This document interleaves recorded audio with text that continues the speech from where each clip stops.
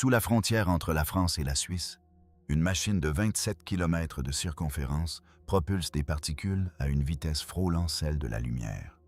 Collision après collision, elle reconstitue de minuscules éclats de l'univers primitif, puis fouille les débris à la recherche d'indices sur la nature profonde de la réalité. La plupart du temps, les résultats respectent scrupuleusement les règles établies, mais pas toujours. Au CERN, des scientifiques ont détecté des signaux étranges dissimulés dans les données. Une particule qui se désintègre de manière inattendue, la matière qui se comporte différemment de son reflet dans le miroir, l'antimatière piégée, libérée, observée pour voir si elle tombe comme tout le reste. Depuis plus de 50 ans, la physique s'appuie sur une théorie puissante pour expliquer l'univers. Le CERN vient-il de trouver une fissure dans la réalité? Commençons. Nous allons descendre en profondeur. Imaginez un cercle si vaste qu'il traverse une frontière internationale, enfoui sous une terre en apparence tranquille. En surface, le monde semble paisible. Des voitures traversent des villages silencieux. Des champs s'étendent à perte de vue. Les Alpes se dressent au loin, immobiles et anciennes, comme si elles n'avaient rien à voir avec les machines qui ronronnent dans les profondeurs. Pourtant, à environ 100 mètres sous terre, sous la France et la Suisse, un tunnel s'incurve dans l'obscurité en formant un anneau parfait. Et à l'intérieur de cet anneau, des particules filent plus vite que tout ce que l'être humain a jamais appris à maîtriser. C'est le CERN, le foyer du grand collisionneur de Hadrons, la plus grande machine scientifique jamais construite. Son anneau souterrain s'étend sur 27 km, reliant la Suisse à la France et revenant en arrière. Parcourir un tour complet à pied prendrait la majeure partie d'une journée. Les agents se déplacent en vélo ou en véhicule de service dans certaines sections du tunnel, car ce n'est pas simplement une machine. C'est un monde souterrain conçu dans un seul but: fracasser les plus infimes fragments de matière les uns contre les autres et lire l'univers dans les décombres. Les particules que le CERN envoie dans cet anneau sont appelées protons. Un proton est l'un des minuscules constituants d'un atome. Et un atome est déjà si petit que des millions d'entre eux pourraient en tenir sur le point final d'une phrase. La machine ne projette donc pas des pierres l'une contre l'autre, ni même des grains de sable. Elle propulse des fragments du monde invisible, des fragments si petits qu'aucun œil ne pourrait jamais les voir directement, et pourtant si fondamentaux que presque tout ce qui nous entoure en est constitué. À l'intérieur du tunnel, ces protons se déplacent à une vitesse proche de celle de la lumière. Cela signifie qu'ils voyagent à une allure si extrême que les comparaisons ordinaires commencent à perdre leur sens. Un faisceau de protons peut parcourir l'anneau de 27 km des milliers de fois par seconde. Pour guider quelque chose se déplaçant aussi vite, le CERN utilise des milliers d'aimants puissants disposés tout autour du tunnel, comme les côtes d'une gigantesque créature de métal. Ces aimants courbent les faisceaux de protons sur leur trajectoire circulaire et les maintiennent focalisés, étroits et contrôlés. Mais ces aimants ne peuvent remplir leur rôle que s'ils sont rendus supraconducteurs. Cela signifie que l'électricité peut y circuler avec une résistance quasi nulle, comme de l'eau s'écoulant dans un tuyau parfaitement lisse. Pour y parvenir, les ingénieurs les refroidissent à des températures inférieures à celles de l'espace intersidéral, proche du zéro absolu, la température la plus basse que la nature autorise. Ainsi, dans les profondeurs souterraines, le CERN devient un lieu d'étranges contrastes. Il est plus froid que le vide entre les étoiles, et pourtant il génère des éclairs plus chauds et plus violents que presque tout ce qui existe autour de nous aujourd'hui. Puis vient la collision. Deux faisceaux de protons sont envoyés dans l'anneau en sens contraire. L'un circule dans le sens des aiguilles d'une montre, l'autre en sens inverse. Pendant la majeure partie du trajet, ils sont maintenus séparés comme deux rivières coulant dans des lits distincts. Mais en certains points précis de la machine, les faisceaux sont dirigés directement l'un vers l'autre, face à face, proton contre proton, matière contre matière, voyageant presque à la vitesse de la lumière. Le choc est incroyablement petit, mais l'énergie qu'il contient est colossale. Le temps d'une fraction de seconde, dans un espace plus petit qu'un atome, la collision devient une minuscule fournaise. Les fragments familiers de matière se brisent et de nouvelles particules jaillissent vers l'extérieur comme des étincelles d'un feu d'artifice. La plupart disparaissent presque instantanément. Certaines vivent moins d'un millième de milliardième de seconde.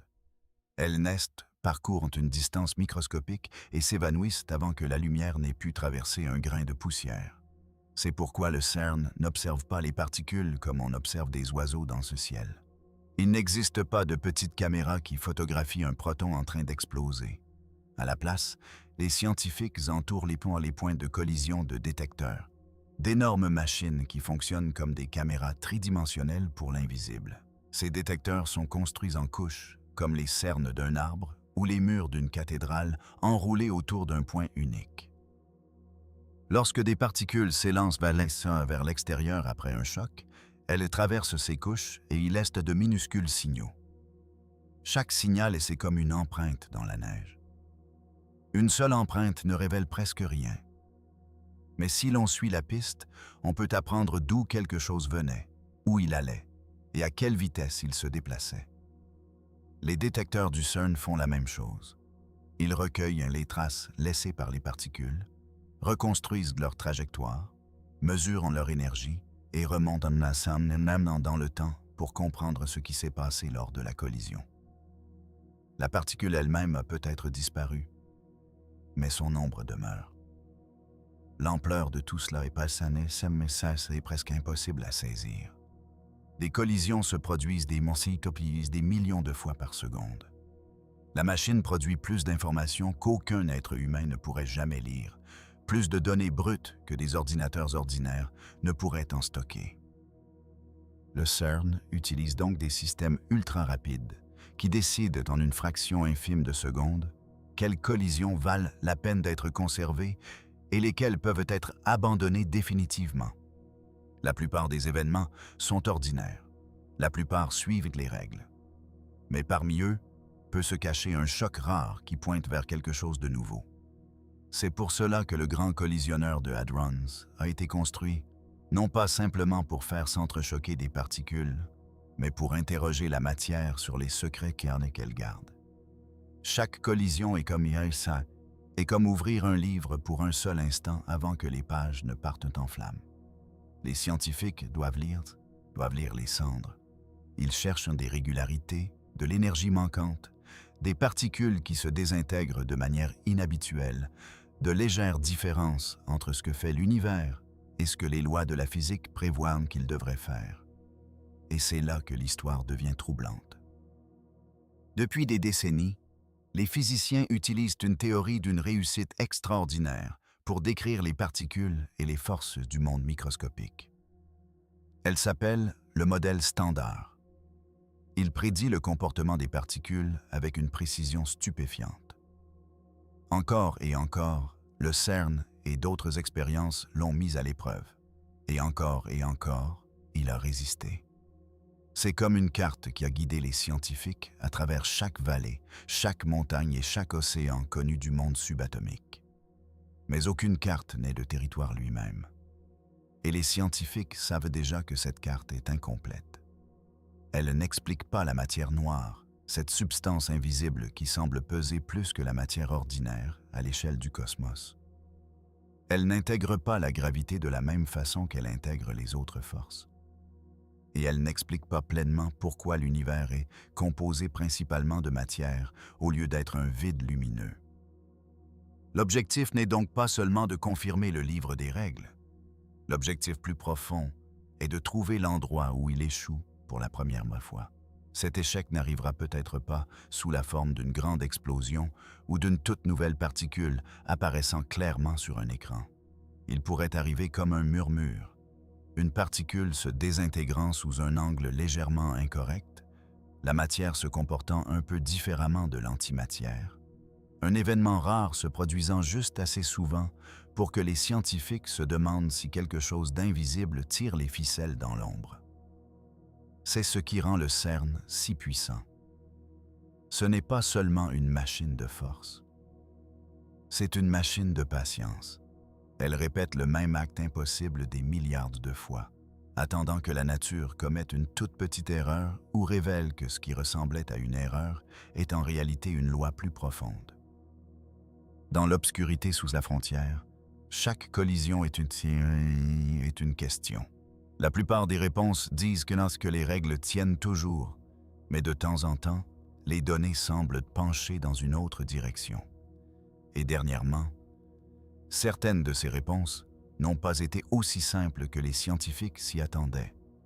Pour comprendre pourquoi les étranges signaux du CERN comptent autant, il faut s'éloigner de la machine un instant et regarder l'univers comme un film qui tourne à l'envers. Aujourd'hui, le cosmos paraît vaste et froid. Les galaxies dérivent dans l'obscurité comme des îles dans un océan sans fin. Des étoiles brillantes brûlent à l'intérieur de ces galaxies. Des planètes tournent autour de ces étoiles. Sur un petit monde, les océans se meuvent, les nuages se rassemblent, et des êtres vivants sont construits à partir d'atomes qui semblent stables et familiers. Mais ce tableau paisible n'est que la dernière image d'une histoire bien plus ancienne. Rembobinez le film suffisamment loin, et l'univers devient plus étrange à chaque seconde. Revenez en arrière, au-delà de la naissance de la Terre, au-delà des premières étoiles, au-delà des premiers atomes, et l'univers entier commence à se comprimer. L'espace devient plus chaud, plus dense, plus lumineux. Les distances entre les choses rétrécissent jusqu'à ce que l'architecture familière de la réalité disparaisse. Il n'y a pas de planète, pas de rochers, pas d'eau, pas d'air. Même les atomes ne peuvent pas conserver leur forme. Tout ce qui semble maintenant solide fond en quelque chose de plus ancien. Moins d'une seconde après le Big Bang, l'univers n'était pas rempli d'objets. Il était rempli d'énergie et de particules agitées, un océan lumineux où les ingrédients de la matière ne s'étaient pas encore installés dans les formes que nous connaissons aujourd'hui. Les protons et les neutrons n'étaient pas encore devenus les blocs de construction stables à l'intérieur des atomes. Leurs ingrédients plus petits, appelés quarks, se déplaçaient dans un état chaud et dense avec les particules qui portent la force entre eux. Les scientifiques appellent cet état plasma de quarks et de gluons. Le nom semble technique, mais l'image est simple. Imaginez l'univers avant qu'il ne devienne un livre achevé. Les lettres étaient là, l'encre était là, mais les mots ne s'étaient pas encore formés. Les quarks sont quelques-unes des lettres avec lesquelles la matière est écrite. Les gluons sont comme les fils de liaison qui maintiennent habituellement ces lettres ensemble à l'intérieur des protons et des neutrons. Dans le monde qui nous entoure aujourd'hui, les quarks sont étroitement liés ensemble. On ne trouve jamais un seul quark seul dans sa main. Ils sont confinés, scellés à l'intérieur de particules plus grandes comme des pierres intégrées dans un mur. Mais dans les premiers instants de l'univers, la chaleur était si extrême que le mur n'avait pas encore durci. Les quarks et les gluons se déplaçaient plus librement, comme des étincelles volant librement avant de se refroidir en métal. Cet état ancien a disparu à mesure que l'univers s'est élargi et refroidi. Mais le CERN peut en ramener un minuscule écho. Pas le début entier, pas le Big Bang lui-même, mais une gouttelette microscopique du type de matière qui remplissait le cosmos primitif. Pour ce faire, les scientifiques font parfois entrer en collision des noyaux atomiques lourds au lieu de simples protons. Lorsque ces particules plus lourdes se fracassent à une vitesse proche de celle de la lumière, l'énergie peut devenir suffisamment intense pour faire fondre brièvement leur structure interne. Pendant la plus petite fraction de temps, les quarks et les gluons se comportent comme s'ils avaient été libérés de leur prison habituelle. La gouttelette est inimaginablement petite et disparaît presque instantanément. Pourtant, dans cet éclair, les scientifiques peuvent étudier un fragment de l'univers tel qu'il existait peut-être quand le temps lui-même était jeune. Ce qu'ils ont découvert était surprenant. Cette matière de l'univers primitif ne se comporte pas comme un gaz mince, comme beaucoup auraient pu s'y attendre. Elle s'écoule davantage comme un liquide, mais pas comme l'eau, le miel ou l'huile. Il semble s'agir de l'un des liquides les plus parfaits jamais observés, qui se déplace avec une friction interne extrêmement faible. Si les liquides ordinaires sont comme des rivières qui entraînent des pierres et de la boue, ce plasma épais est plus proche d'un courant vitreux, glissant presque sans résistance. C'est de la matière sous l'une de ses formes les plus extrêmes, et pourtant elle se déplace avec une étrange fluidité. Cette découverte est importante, car l'univers primitif n'était pas seulement une boule de feu. C'était un système avec un comportement, une structure et des règles. La façon dont cette première matière s'est écoulée a contribué à façonner ce qui est venu après. À mesure que l'univers se refroidissait, les quarks ont été enfermés dans des protons et des neutrons. Ceux-ci ont ensuite formé des atomes. Les atomes se sont rassemblés en gaz. Le gaz s'est effondré en étoiles. Les étoiles bondées ont forgé des éléments plus lourds. Et ces éléments sont finalement devenus des planètes, des océans, des eaux et du sang. Le chemin du plasma de quarks et de gluons jusqu'à un monde vivant est d'une longueur impossible. Mais il commence par le comportement de la matière dans ses premiers instants. Le CERN est l'un des rares endroits où les scientifiques peuvent étudier ce commencement en laboratoire. C'est comme prendre une seule page du premier chapitre de l'univers et la placer sous un microscope. La page est brûlée au bord. L'encre s'estompe. Elle n'existe que l'espace d'un instant, mais elle porte encore des informations. En mesurant comment les particules se dispersent lors des collisions d'ions lourds, les scientifiques reconstituent comment cette minuscule gouttelette s'est élargie, refroidie et transformée. C'est pourquoi le collisionneur est parfois décrit comme une machine à remonter le temps. Il n'envoie pas des gens dans le passé. Il fait quelque chose de plus précis. Il recrée des conditions du passé dans un endroit contrôlé et permet aux scientifiques d'observer comment la matière réagit. Un télescope regarde en arrière en captant la lumière ancienne des étoiles lointaines. Le CERN regarde en arrière en reconstruisant une chaleur ancienne dans un tunnel sous la Terre. Mais le but le plus profond n'est pas seulement de comprendre à quoi ressemblait l'univers. C'est de comprendre comment l'univers a changé. Comment un océan chaud et informe est-il devenu un cosmos plein de structures? Comment les ingrédients les plus simples se sont-ils arrangés en la grande architecture que nous voyons aujourd'hui? Quelque part dans cette transformation, les règles de la physique ont façonné l'avenir. Les mêmes règles qui décident de la façon dont une particule se désintègre à l'intérieur du CERN ont également contribué à déterminer si les étoiles pouvaient se former, si les atomes pouvaient survivre et si la matière pouvait survivre à l'antimatière. C'est là que l'histoire commence à se resserrer. Si les scientifiques peuvent recréer de minuscules morceaux de l'univers primitif, ils peuvent tester si les lois que nous utilisons aujourd'hui suffisent à expliquer le voyage du premier feu jusqu'au monde qui nous entoure. Et jusqu'à présent, la réponse est inconfortable. Les lois expliquent une quantité stupéfiante de choses. Elles décrivent les particules avec une précision presque impossible.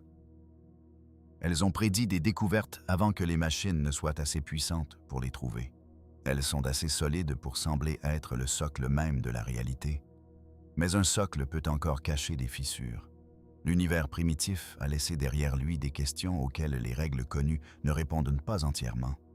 Pourquoi la matière a-t-elle survécu alors que la matière et l'antimatière auraient dû se détruire mutuellement? Qu'est-ce que la matière noire invisible qui maintient les galaxies ensemble? Pourquoi les particules ont-elles les masses qu'elles ont? Existe-t-il des forces qui ont façonné le jeune cosmos, mais qui sont trop faibles pour que nous les remarquions aujourd'hui? Chaque collision au CERN fait partie de cette enquête. Certaines collisions recréent de la matière ancienne. D'autres produisent des particules rares qui se désintègrent de manière délicate. D'autres, encore, permettent aux scientifiques de comparer la matière et l'antimatière comme deux reflets dans un miroir. La machine se déplace entre la plus petite échelle et le plus grand mystère, car en physique, ce sont souvent la même chose. Pour comprendre l'océan, il faut parfois étudier une seule goutte. Et c'est ce qui rend les étranges signaux si importants. Ils ne sont pas de simples curiosités provenant d'une machine souterraine. Ils peuvent être des messages des mêmes règles qui gouvernaient l'univers quand il avait moins d'une seconde. Si une particule se désintègre d'une façon que le modèle standard ne peut pas expliquer, elle pourrait pointer vers une physique qui était active dans les premiers instants du temps.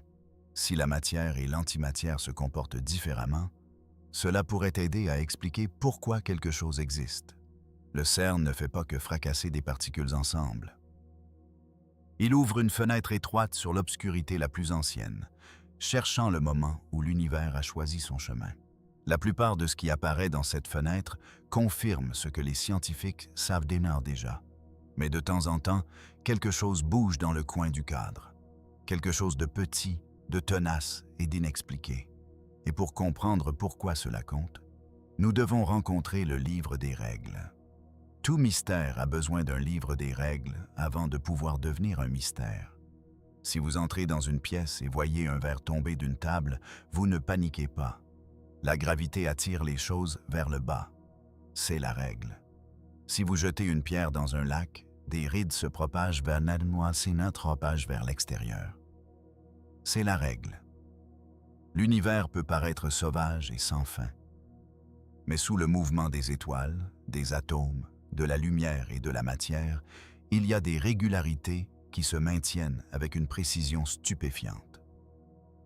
Pour le monde de l'infiniment petit, le schéma le plus puissant que les humains aient jamais trouvé s'appelle le modèle standard. Le nom semble presque ennuyeux, comme un manuel laissé dans un tiroir. Mais derrière ce nom ordinaire se cache l'une des plus grandes réalisations de l'histoire de la science. Le modèle standard est le livre des règles pour les plus petits blocs de construction connus de la réalité. Il indique aux scientifiques quel type de particules existent, comment elles interagissent, quelles forces les guident, et ce qui devrait se passer lorsqu'elles entrent en collision, se désintègrent ou se transforment. Pensez-y comme à un tableau périodique, mais plus profond. Le tableau périodique décrit les atomes, les ingrédients de la chimie. Le modèle standard va sous les atomes et décrit les ingrédients des ingrédients. Il nous parle des quarks, ces minuscules fragments enfermés dans les protons et les neutrons. Il nous parle des électrons, ces particules légères qui contribuent à construire les atomes. Il nous parle des neutrinos, des particules fantomatiques qui traversent la matière comme si l'univers était transparent. Il nous parle des photons, les particules de lumière, et d'autres particules porteuses de force qui agissent comme des messagers invisibles entre les fragments de matière. Dans ce livre des règles, l'univers n'est pas fait d'une collection interminable d'objets aléatoires. Il est fait d'un ensemble étonnamment restreint de personnages, quelques familles de particules, quelques forces, quelques règles profondes. À partir de cet alphabet caché et restreint, la nature écrit tout ce que nous voyons.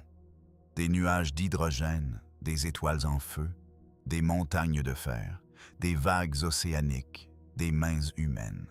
Le monde visible entier s'élève de combinaisons de particules si minuscules qu'aucune image ordinaire ne peut vraiment les saisir.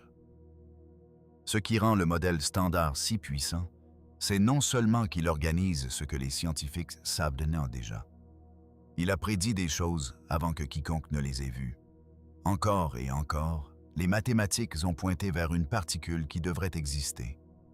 Et des années plus tard, des expériences l'ont trouvée. C'est comme découvrir qu'une pierre manquante doit s'adapter quelque part dans une arche ancienne, puis fouiller dans les ruines et trouver la pierre exacte attendant dans la poussière. Les bosons W et Z ont été prédits puis découverts. Le quark top a été prédit puis trouvé. Et le plus célèbre, le boson de Higgs, a été traqué pendant des décennies avant que le CERN ne le révèle en 2012. Cette découverte n'était pas simplement une autre particule ajoutée à un tableau. Elle a confirmé l'existence d'un champ caché répandu dans l'espace, un champ qui aide à donner leur masse aux particules élémentaires. L'univers avait suivi le livre des règles si étroitement que même ses prédictions les plus délicates étaient devenues réelles. C'est pourquoi les physiciens font si profondément confiance au modèle standard. Ce n'est pas une supposition. C'est une théorie testée à travers des décennies, des machines, des pays, des milliards de mesures. Les scientifiques ont essayé de le briser de toutes les façons qu'ils connaissent. Mais voici la partie étrange. Les scientifiques savent aussi que ce ne peut pas être la réponse finale. Cela semble impossible au premier abord. Comment la théorie la plus réussie jamais construite peut-elle aussi être incomplète? Mais la science fonctionne souvent ainsi. Une carte peut être précise et ne pas montrer le monde entier pour autant. Les lois de Newton étaient assez puissantes pour envoyer des fusées vers la Lune, mais ce n'était pas la description la plus profonde de la gravité. Einstein a révélé un tableau plus grand. De la même façon, le modèle standard peut être une carte brillante d'une couche de la réalité, tandis qu'un continent plus profond reste caché au-delà de ses bords. Les pièces manquantes sont énormes. Le modèle standard n'explique pas la gravité. Il décrit 3 des forces fondamentales de la nature avec un succès incroyable. Mais la gravité se tient en dehors de la structure comme une chaîne de montagnes dessinée sur une carte séparée. La gravité façonne les planètes, les galaxies, les trous noirs et l'expansion de l'univers. Mais elle ne s'intègre pas proprement dans la machinerie du modèle standard. Puis, il y a la matière noire. Les astronomes peuvent voir son influence dans la façon dont les galaxies tournent et se regroupent, mais aucune particule connue dans le modèle standard ne peut pleinement expliquer ce qu'elle est. Le monde visible, tout ce qui est fait, c'est fait d'atomes, d'étoiles, de poussière, de planètes et de personnes, ne semble être qu'une petite fraction de la matière totale dans le cosmos. La majeure partie de la matière de l'univers est invisible, et le modèle standard ne l'identifie pas. Il y a aussi le mystère de la matière et de l'antimatière. Les lois que nous connaissons suggèrent que l'univers primitif aurait dû produire les deux en quantité à peu près égale. La matière et l'antimatière auraient dû se détruire mutuellement, ne laissant presque rien derrière elles. Pourtant, la matière a survécu. Les étoiles ont survécu. Nous avons survécu. Le modèle standard contient certaines différences entre la matière et l'antimatière, mais pas suffisamment pour expliquer pourquoi l'univers ne s'est pas effacé lui-même au commencement. Ainsi, les physiciens vivent avec une étrange tension. Ils tiennent un livre de règles qui fonctionne avec une précision à couper le souffle, mais l'univers continue de pointer au-delà. C'est comme se tenir dans une cathédrale dont les murs sont parfaitement construits, dont les arches tiennent, dont les fenêtres brillent, et quand même remarquer que certaines portes sont scellées de l'autre côté. Quelque chose existe derrière elles. Le bâtiment lui-même vous le dit, mais vous ne savez pas encore comment entrer. C'est la vraie raison pour laquelle le CERN compte. Le grand collisionneur de Hadrons n'a pas été construit seulement pour confirmer ce que les scientifiques croient déjà. Il a été construit pour pousser le modèle standard jusqu'à ce qu'il révèle ses limites. Pour trouver la première fissure dans la pierre, pour découvrir s'il existe de nouvelles particules, de nouvelles forces ou des connexions cachées qui ont échappé à toutes les expériences jusqu'à présent. Mais la fissure peut ne pas sembler dramatique. Elle peut ne pas arriver sous la forme d'une toute nouvelle particule apparaissant soudainement dans les données, avec une étiquette claire attachée. La nature est rarement aussi généreuse. Une nouvelle physique peut se cacher indirectement, comme un objet lourd derrière un rideau, jamais vu directement, mais tirant quand même le tissu de travers. Si une particule inconnue est trop lourde pour que le collisionneur la produise, elle pourrait quand même influencer une désintégration rare. Elle pourrait quand même tirer sur une particule pendant une fraction infime de seconde, juste assez pour changer le schéma final. C'est pourquoi les scientifiques étudient les désintégrations de particules avec tant de soin. Une désintégration, c'est ce qui se passe quand une particule instable se décompose en particules plus légères. Certaines désintégrations sont courantes et bien comprises. D'autres sont incroyablement rares, se produisant une fois sur 1 million d'essais ou moins. Ces désintégrations rares sont précieuses parce qu'elles sont des endroits calmes. Dans une pièce bruyante, un murmure disparaît. Mais dans une pièce silencieuse, même le plus petit son devient important. Les désintégrations rares sont ces pièces silencieuses. Si quelque chose d'inconnu interfère, la perturbation peut devenir visible. Le modèle standard prédit non seulement quelle désintégration devrait se produire, mais aussi à quelle fréquence elle devrait se produire, quelles particules devraient apparaître, et même les angles auxquels ces particules devraient s'envoler. C'est un niveau de détail presque incroyable. C'est comme prédire non seulement qu'un verre se brisera quand il touchera le sol, mais aussi le schéma exact des éclats. Donc, quand une désintégration ne correspond pas à la prédiction, les scientifiques font attention. Ils ne crient pas immédiatement à la découverte. Ils ne prétendent pas que l'univers est brisé. Ils vérifient le détecteur. Ils vérifient le logiciel. Ils vérifient les calculs. Mais si le même schéma inhabituel apparaît encore et encore dans davantage de données, dans différentes analyses et surtout dans différents détecteurs, la tension monte. C'est là que le mystère du CERN commence à prendre forme. Dans les décombres des collisions, les scientifiques ont observé certaines particules contenant des quarks beaux. Ces particules sont lourdes, instables et de courte durée. Elles apparaissent un moment, puis se désintègrent. La plupart du temps, elles se comportent exactement comme prévu. Mais dans certaines désintégrations rares, en particulier celles impliquant des muons, les détails ne se sont pas alignés aussi proprement que le modèle standard le dit. La différence est subtile. Ce n'est pas un monstre qui entre dans la pièce. C'est une ombre qui bouge là où aucune ombre ne devrait être.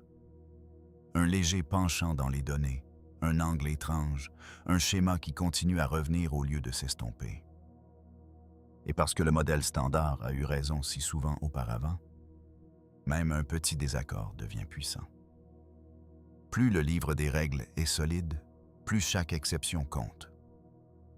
C'est pourquoi les scientifiques sont à la fois enthousiastes et prudents. Si l'anomalie disparaît avec davantage de données, elle deviendra une autre leçon de patience, un autre rappel que le hasard peut imiter la découverte. Mais si elle survit, si le signal devient plus clair et que les explications à l'intérieur du modèle standard s'avèrent insuffisantes, alors le CERN peut être en train de voir la première silhouette de quelque chose de nouveau. Pas encore une réponse complète, mais une porte. Pendant 50 ans, le modèle standard s'est dressé comme une chaîne de montagnes dans la physique, solide, testée et immense. Le CERN cherche maintenant le chemin caché à travers cette montagne. Quelque part dans les données, il peut y avoir une route vers une théorie plus profonde, une qui inclut la matière noire, explique la survie de la matière et montre pourquoi l'univers est construit comme il l'est. Et le premier indice peut venir de quelque chose d'aussi simple et d'aussi étrange que la façon dont une particule meurt. Les chocs à l'intérieur du CERN se produisent trop rapidement pour être vus. Alors les scientifiques font quelque chose d'astucieux. Ils n'essaient pas de regarder une particule vivre. Ils étudient comment elle meurt. Certaines particules sont assez stables pour construire le monde qui nous entoure. Les électrons peuvent durer une durée extraordinairement longue. Les protons, pour autant que les expériences puissent en juger, sont également remarquablement stables. Mais beaucoup de particules créées à l'intérieur du grand collisionneur de Hadrons sont différentes. Elles sont lourdes, agitées et temporaires. Elles apparaissent dans le feu d'une collision, portent trop d'énergie pour rester telles qu'elles sont, et se transforment presque instantanément en particules plus légères. Les scientifiques appellent cette transformation désintégration.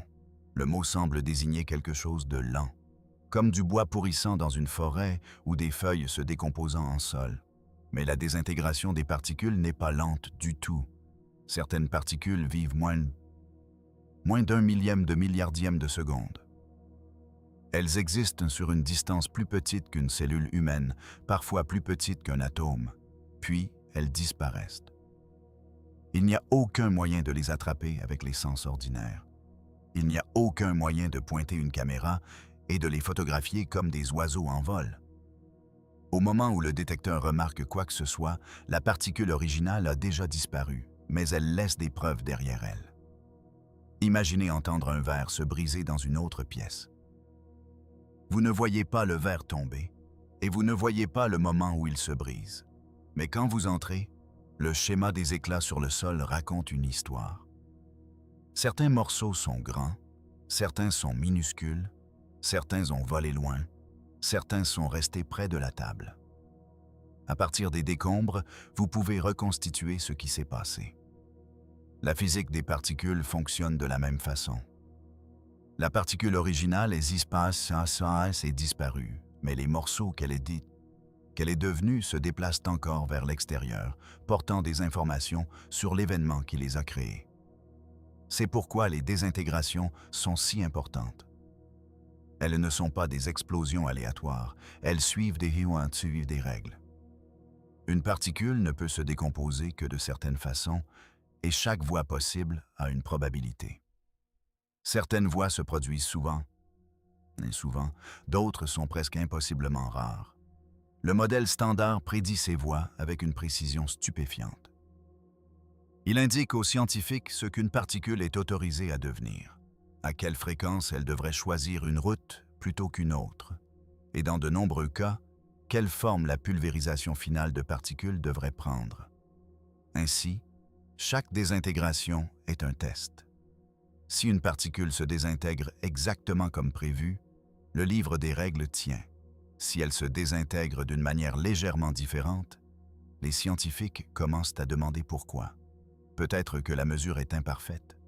Peut-être que le calcul est incomplet. Peut-être que le détecteur a mal compris la piste. Mais il y a une autre possibilité, celle qui empêche les physiciens de dormir. Peut-être que quelque chose d'inconnu est brièvement entré dans le processus, l'a touché et a disparu avant de pouvoir être vu. C'est là que les désintégrations rares deviennent puissantes. Une désintégration courante est comme une rue de ville bondée. Il y a du bruit partout, du mouvement partout, et un seul pas étrange est difficile à remarquer. Mais une désintégration rare est comme un lac de montagne tranquille à l'aube. La surface est calme. Jetez un caillou dedans et chaque ride devient visible. Si une nouvelle physique existe au-delà du modèle standard, les désintégrations rares sont certains des meilleurs endroits pour chercher ces empreintes digitales. Au CERN, l'une des expériences construites pour ce genre de recherche s'appelle LHCb. Tandis que d'autres détecteurs comme Atlas et CMS sont d'énormes machines polyvalentes conçues pour étudier de nombreux types de collisions, LHCb est plus spécialisé. Il se concentre sur les particules contenant des quarks beaux, aussi appelés quarks bottom. Ces particules sont lourdes, instables et particulièrement utiles pour étudier les petites différences entre la matière et l'antimatière, ainsi que les processus rares où des forces cachées pourraient laisser une trace. Pensez à LHCb comme à un détective debout au bord d'une route très fréquentée, ne regardant pas chaque voiture, mais cherchant un rare véhicule avec un phare cassé qui ne passe qu'une fois par million de fois. Parmi les cas les plus intéressants se trouvent des désintégrations que les scientifiques ont surnommées désintégrations pingouins. Le nom semble presque ridicule, et son origine est célèbrement ludique. Les physiciens tracent souvent les interactions des particules sous forme de diagrammes avec des lignes montrant ce qui se transforme en quoi. Un type particulier de diagramme comportait une boucle, et plusieurs lignes sortantes. Et quelqu'un a plaisanté que cela ressemblait un peu à un pingouin. Le nom s'est resté. Alors maintenant, dans de sérieuses réunions scientifiques, les chercheurs peuvent alors parler de désintégration pingouin tout en discutant de certains des mystères les plus profonds de la physique. Mais derrière le surnom étrange se cache une idée très sérieuse. Dans ces désintégrations, une particule de beauté se transforme à travers un processus rare et délicat. Elle peut produire des particules comme des kaons, des pions et des muons. Les muons sont des cousins plus lourds des électrons, similaires à bien des égards, mais environ 200 fois plus massifs. Ils apparaissent souvent dans certaines des anomalies les plus intrigantes de la physique moderne des particules, ce qui rend leur rôle dans ces désintégrations particulièrement intéressant. Le modèle standard prédit comment ces désintégrations devraient se dérouler. Non seulement à quelle fréquence elles devraient se produire, mais aussi la géométrie détaillée des particules qui émergent. Lorsque la particule originale se brise, les particules finales s'envolent dans différentes directions comme des étincelles d'un feu d'artifice. Ces directions ne sont pas sans signification. Elles portent la mémoire des forces impliquées dans la désintégration. Les scientifiques mesurent ces directions en utilisant des quantités soigneusement conçues appelées observables angulaires. La phrase semble compliquée, mais la signification est visuelle. C'est visuel. Imaginez essayer de comprendre une explosion en étudiant la forme du champ de débris. Les pièces ont-elles volé uniformément dans toutes les directions? Certaines ont-elles préféré un côté? Le schéma a-t-il légèrement pivoté loin de ce que vous attendiez? En physique des particules, les angles peuvent révéler si les forces connues agissent seules ou si quelque chose d'invisible contribue à façonner le résultat. Pendant des années, LHCb a étudié une désintégration rare, impliquant une particule de beauté se transformant en un kaon, un pion et deux muons. La désintégration est extrêmement peu fréquente, ce qui la rend précieuse. Si une particule ou une force inconnue l'influence, même faiblement, l'effet peut se manifester comme un léger décalage dans les angles. La particule cachée n'a pas besoin d'apparaître directement. Elle peut agir comme une main derrière un rideau, déplaçant le tissu sans jamais entrer dans le champ de vision. Et c'est là que le mystère s'approfondit. Dans certaines mesures, les angles ne se trouvaient pas exactement là où le modèle standard le prévoyait. La différence n'était pas énorme. Ce n'était pas une explosion dramatique de nouvelles physiques. C'était un penchant, une dérive tenace, un schéma qui semblait se trouver légèrement d'un côté. Le genre de différence qui serait facile à ignorer si elle apparaissait une fois, mais plus difficile à ignorer quand elle continue à revenir. Cette tension particulière a été discutée pendant des années. Les premiers indices sont apparus il y a plus d'une décennie. Au début, les scientifiques les ont traités avec prudence, comme ils le devraient. La physique des particules est pleine de mirages statistiques, des schémas qui semblent significatifs jusqu'à ce que davantage de données arrivent. Mais l'anomalie n'a pas disparu immédiatement. De nouvelles analyses ont continué à l'étudier. Plus de collisions ont été recueillies, les mesures sont devenues plus précises. Et la même question est restée en suspens. La particule se désintégrait-elle vraiment de la mauvaise façon? Pour répondre à cela, les scientifiques doivent comparer les données avec la prédiction du modèle standard. Mais cette comparaison n'est pas simple. Les désintégrations impliquant des quarks liés ensemble par la force forte, l'une des forces les plus difficiles à calculer en détail. La force forte est comme de la colle, mais pas de la colle ordinaire. Elle devient plus compliquée à mesure que les particules se séparent, et ses effets peuvent être désordonnés. Certains processus ordinaires du modèle standard, en particulier ceux impliquant des quarks charm, peuvent brouiller la prédiction. Si ces effets sont plus importants que prévu, ils pourraient imiter l'apparence d'une nouvelle physique. C'est la beauté frustrante du problème. L'anomalie pourrait être une porte ou elle pourrait être une ombre projetée par une physique connue que les scientifiques n'ont pas encore calculée parfaitement. Les données murmurent, mais la pièce n'est pas assez silencieuse pour entendre chaque mot clairement. Pourtant, la raison pour laquelle les physiciens se soucient autant est que les désintégrations rares ont une histoire de révélation de vérité plus profonde. Parfois, l'univers montre l'empreinte avant de montrer la créature. Une nouvelle particule peut être trop lourde pour que le collisionneur la crée directement, mais elle peut quand même influencer ce que font les particules plus légères. C'est comme découvrir une grande planète non pas en la voyant, mais en regardant une étoile lointaine osciller sous sa gravité. L'objet invisible s'annonce à travers le mouvement de quelque chose de visible. C'est ce que les scientifiques cherchent dans ces désintégrations pingouins. Un vacillement, une inclinaison, un léger écart par rapport à l'attente qui ne peut pas être expliqué. Si l'anomalie survit aux données futures et à des calculs plus précis, cela pourrait signifier que le modèle standard manque quelque chose. Peut-être une nouvelle force qui traite les muons différemment des électrons. Peut-être une nouvelle particule agissant comme un pont entre des familles de matière habituellement séparées. Peut-être quelque chose de plus étrange que tout ce que la théorie actuelle imagine. N'importe laquelle de ces options serait énorme, non pas parce qu'elle répondrait à toutes les questions d'un coup, mais parce qu'elle prouverait que la carte connue a un bord. Pour l'instant, personne ne peut honnêtement dire que c'est arrivé. Les preuves scellées sont intrigantes, mais pas finales. Elles n'ont pas atteint le niveau requis pour une découverte. Et les physiciens sont prudents parce qu'ils ont déjà été trompés. Pourtant, le signal reste important parce qu'il pointe exactement là où les scientifiques espèrent que la prochaine percée pourrait apparaître. Pas dans une explosion bruyante, mais dans un déséquilibre délicat. Une particule naît dans la collision. Elle vit moins d'un clignement d'œil. Elle se désintègre. Et dans l'angle de ces fragments mourants, les scientifiques cherchent une loi cachée. C'est l'étrange pouvoir du CERN. Il écoute l'univers non seulement quand la matière est créée, mais quand la matière disparaît, parce que parfois le secret n'est pas dans ce qu'est une particule.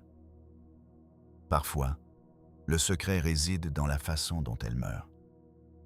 Ce qu'il y a d'étrange avec le CERN, c'est que ses plus grands mystères ne commencent pas toujours par quelque chose d'énorme. Parfois, ils commencent par un nombre. Un tout petit nombre, un nombre têtu, un nombre qui se trouve juste assez loin de la prédiction pour mettre les scientifiques mal à l'aise, mais pas assez loin pour leur permettre de célébrer. C'est ce qui s'est passé avec la désintégration rare de la particule de beauté. La particule n'a pas explosé de manière impossible. Elle s'est simplement désintégrée avec un angle qui semblait légèrement incorrect. Et en physique des particules, légèrement incorrect peut être énorme. Imaginez un archer tirant des flèches sur une cible depuis des kilomètres de distance. Le modèle standard dit aux scientifiques exactement où la flèche devrait atterrir. Maintenant, imaginez qu'après des milliers de tirs, les flèches continuent d'atterrir un peu sur le côté, pas dispersées au hasard, mais penchant dans la même direction encore et encore. Au début, vous accusez le vent, puis l'arc, puis le sol sous les pieds de l'archer. Mais si chaque vérification revient propre, la question devient plus difficile à éviter. Qu'est-ce qui pousse les flèches? C'est le sentiment derrière l'anomalie du CERN. L'angle mesuré dans certaines désintégrations rares semble déplacé par rapport à ce que le modèle standard prédit. Le décalage n'est pas une découverte finale, mais il n'est pas non plus sans signification. Il a duré assez longtemps pour devenir l'une des tensions les plus surveillées de la physique des particules modernes. Les scientifiques ne le traitent pas comme une preuve. Ils le traitent comme un indice. Et un indice peut être puissant quand il pointe vers une porte verrouillée. Pour juger un indice comme celui-ci, les scientifiques utilisent les statistiques. Ils demandent quelle est la probabilité qu'un résultat étrange puisse apparaître par hasard. Lancer une pièce de monnaie 10 fois et 7 faces ne surprendront personne. C'est un hasard ordinaire. Mais si vous la lancez 100 fois et que presque chaque résultat est pile, le hasard cesse de sembler une bonne explication. Quelque chose d'autre peut être en train de façonner le résultat.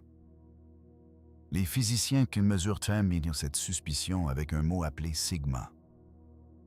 Le sigma leur indique à quelle distance un résultat s'est éloigné de l'attente ordinaire. Un sigma est seul et faible. 2 sigma est intéressant. 3 sigma amènent les gens à regarder de plus près. 4 sigma devient difficile à ignorer. 5 sigma et ce das est le mur d'or, le niveau généralement requis avant que les scientifiques ne qualifient officiellement quelque chose de découverte. Ce mur existe parce que le CERN ne fait pas une seule mesure dans une seule pièce tranquille. Il vérifie des milliers de particules, de désintégration, d'énergie et de schémas. Lorsque vous cherchez suffisamment d'endroits, le hasard construira parfois un schéma qui semble significatif. C'est comme marcher le long d'une plage sans fin. Dans une poignée de sable, trouver un coquillage en spirale parfaite semblerait rare. Surtout le littoral, quelque chose d'inhabituel est presque garanti d'apparaître. Les physiciens le savent parce qu'ils ont déjà été trompés. Vers 2015, les données du CERN ont montré une bosse étrange impliquant des perturbateurs de photons. Elle est apparue dans 2 détecteurs majeurs, ce qui la rendait excitante. Les théories se sont répandues rapidement. Des articles sont apparus. Pendant un moment, il semblait qu'une nouvelle particule pourrait se tenir juste au-delà du modèle standard. Puis, davantage de données sont arrivées. La bosse a disparu. C'était un fantôme fait d'événements ordinaires, se regroupant d'une manière inhabituelle. Pas une erreur, pas une folie, mais un rappel que la nature peut créer des mirages. C'est pourquoi les scientifiques sont prudents avec l'anomalie de désintégration rare. Elle peut être réelle, mais elle peut aussi s'estomper. Le fait qu'un résultat soit étrange ne le rend pas vrai. Le fait qu'il soit excitant ne le rend pas final.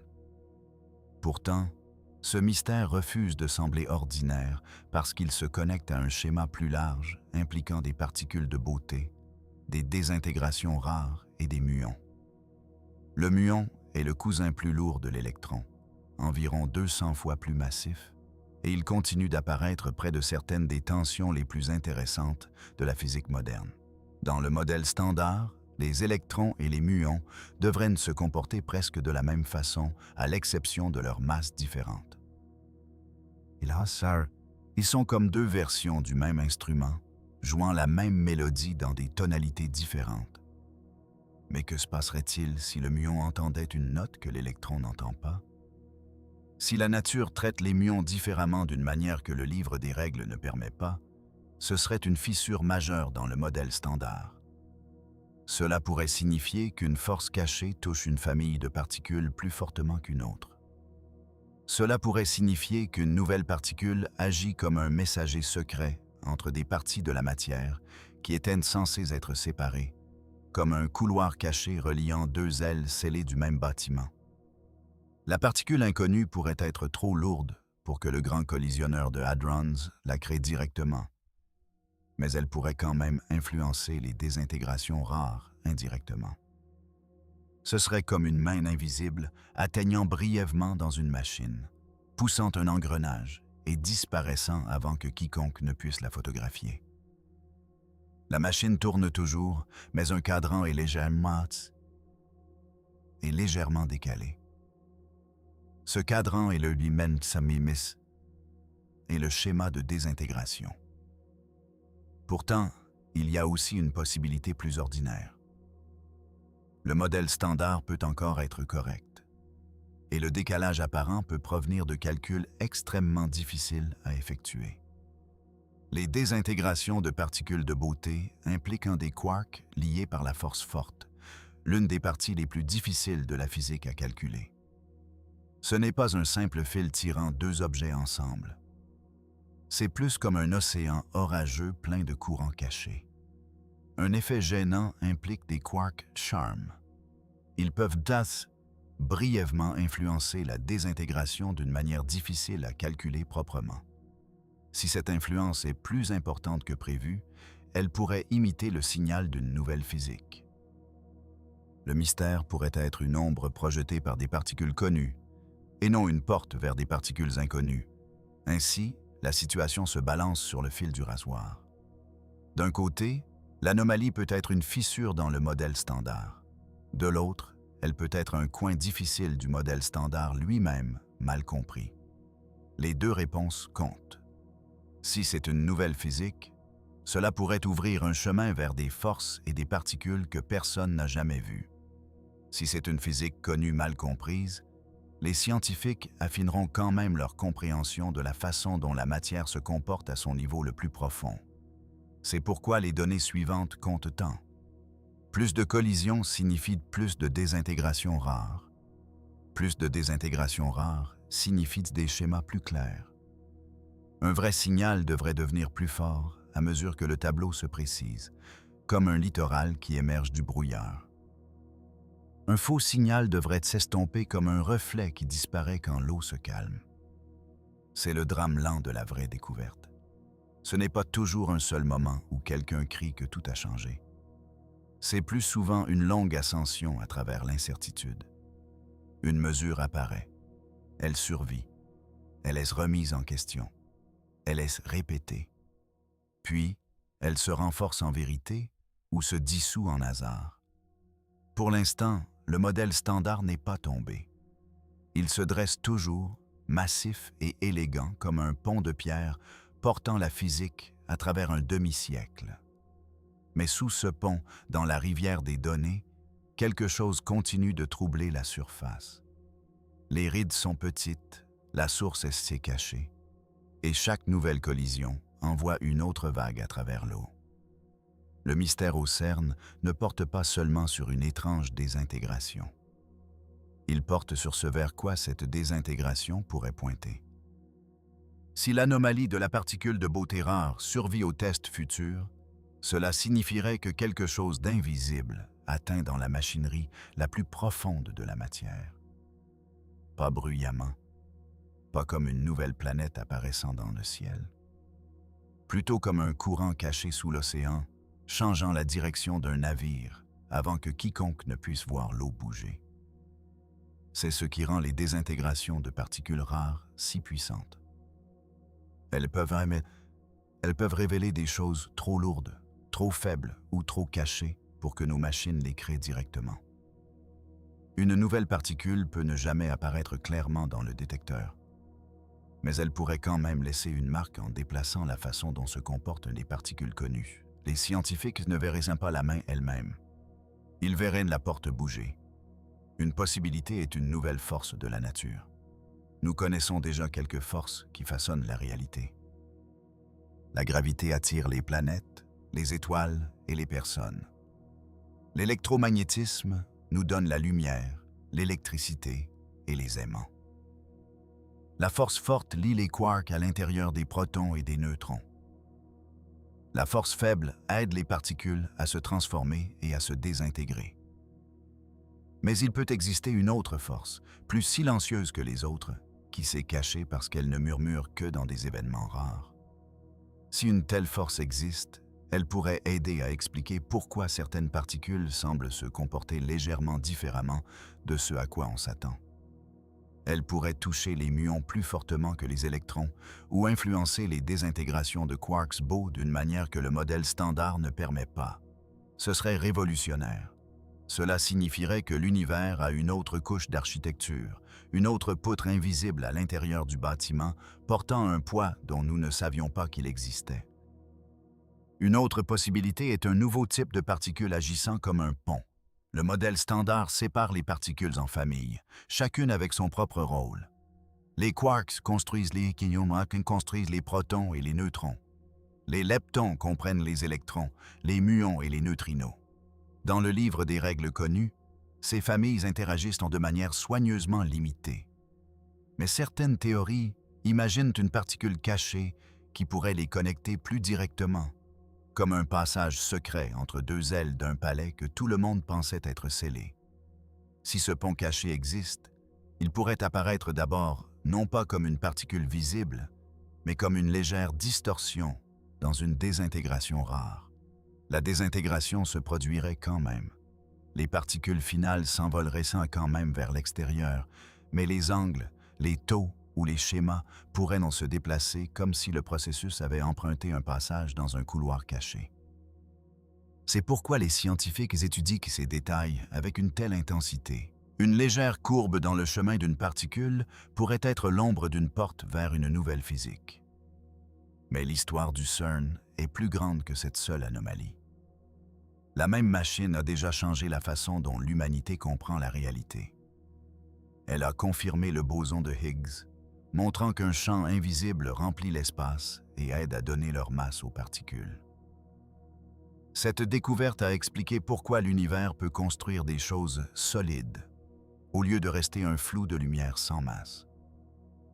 Chaque pierre, chaque arbre, chaque corps humain dépend de ce champ caché interagissant avec les particules à l'intérieur de la matière. Le CERN a également aidé les scientifiques à étudier l'antimatière, la substance miroir qui aurait dû exister en égale proportion avec la matière à la naissance de l'univers. À l'usine à antimatière, les chercheurs créent de l'antihydrogène, le piège avec des champs magnétiques et le comparent à l'hydrogène ordinaire. Ils ont testé si l'antimatière se comporte comme la matière sous l'effet de la gravité.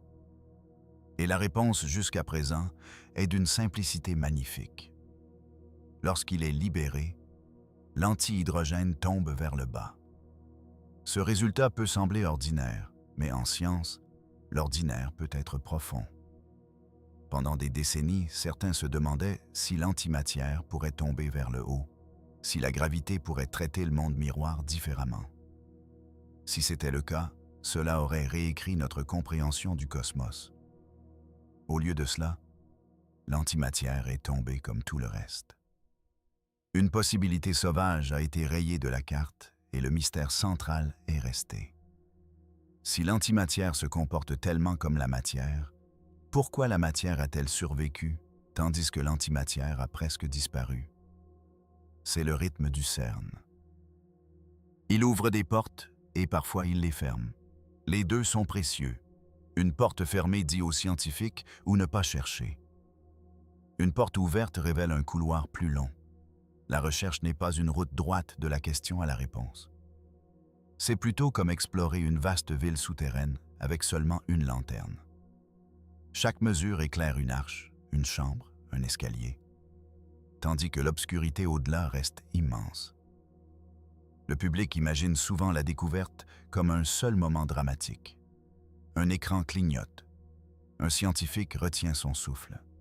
Une nouvelle vérité apparaît pleinement formée. La vraie découverte est généralement plus lente et plus exigeante. Ce sont des années de calibration, de répétition, de doute et de débat. Ce sont des équipes qui vérifient si un signal est réel, si un détecteur est assez, est biaisé, si les mathématiques sont complètes, si une autre expérience voit la même chose. La science avance non pas en croyant la réponse la plus excitante, mais en faisant survivre chaque réponse.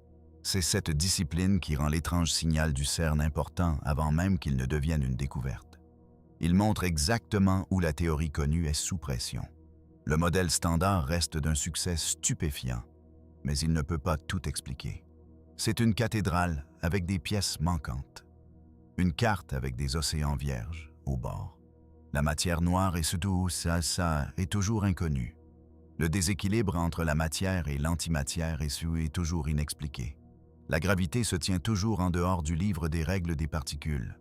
Quelque part, une théorie plus profonde doit exister. L'anomalie peut être le premier fil lâche, ou elle peut ne pas l'être. Cette incertitude n'est pas une faiblesse dans l'histoire. C'est l'histoire. L'univers n'est pas tenu de donner des réponses selon notre calendrier. Il ne se révèle pas simplement parce qu'une machine est puissante ou qu'une théorie est belle. Il donne des indices en fragments, un angle de désintégration, une particule manquante, une symétrie qui se fissure légèrement, une mesure qui refuse de se stabiliser. Ainsi, sous la France et la Suisse, le collisionneur continue de fonctionner. Les protons circulent dans l'anneau souterrain. Des aimants plus froids que l'espace les guident dans l'obscurité. Des détecteurs attendent comme d'immenses yeux autour des points de collision. Et à chaque choc, les scientifiques posent la même question tranquille. Les règles tiennent-elles encore? La plupart du temps, la réponse est oui. Mais parfois, caché dans les décombres, l'univers répond différemment. Pas bruyamment, pas clairement, juste assez pour faire frémir la surface du monde connu. Et si ces frémissements grandissent, si l'étrange signal survit à des mesures plus précises et à des tests plus profonds, alors le mystère au CERN pourrait devenir quelque chose de bien plus grand qu'une anomalie. Il pourrait devenir le premier signe clair que l'univers a porté un chapitre secret depuis toujours. Un chapitre écrit sous la matière, sous la lumière, sous tout ce que nous pensions être final. Et le CERN pourrait être l'endroit où nous commençons enfin à le lire. Sous la frontière entre la France et la Suisse, une machine de 27 km de circonférence propulse des particules à une vitesse frôlant celle de la lumière. Collision après collision, elle reconstitue de minuscules éclats de l'univers primitif, puis fouille les débris à la recherche d'indices sur la nature profonde de la réalité. La plupart du temps, les résultats respectent scrupuleusement